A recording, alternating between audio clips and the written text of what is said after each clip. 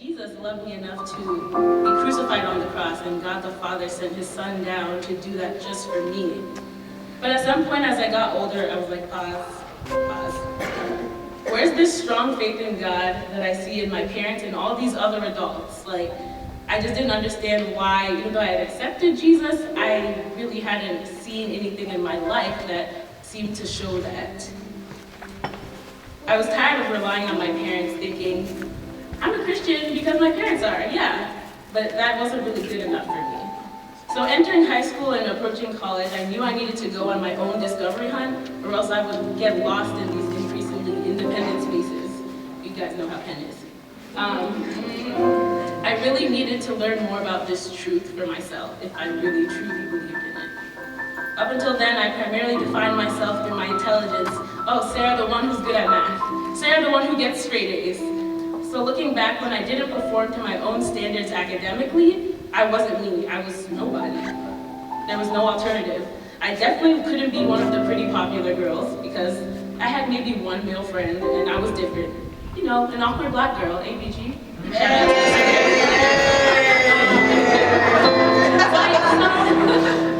I used to look at my body compared to my friends and wish that I were slimmer, less curvy, and shorter.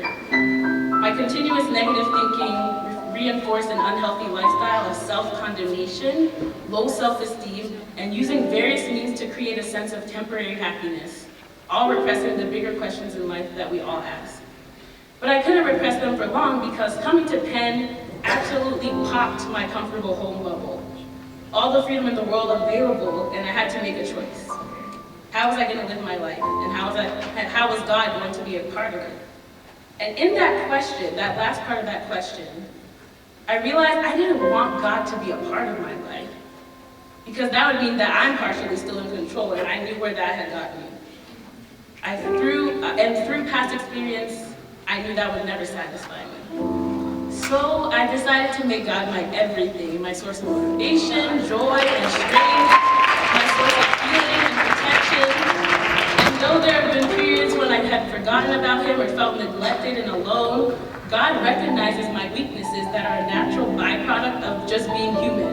And he sent friends my way to comfort me on his behalf, put Bible verses on my app, so that in low moments of self-hatred, he would comfort me.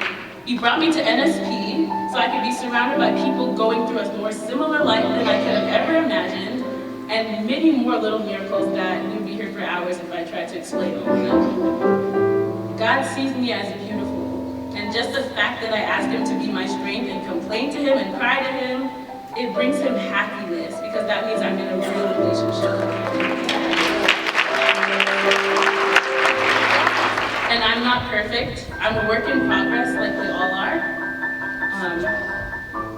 And I'm glad God showed me that my worth is not in material possessions or in worldly standards, but that my identity lies in the perfect love of God, the Father, God the Son, God the Holy Spirit. So I hope that was a blessing to you, because every time I think about it, it's a blessing to me. And all of that to say, to me, God is everything.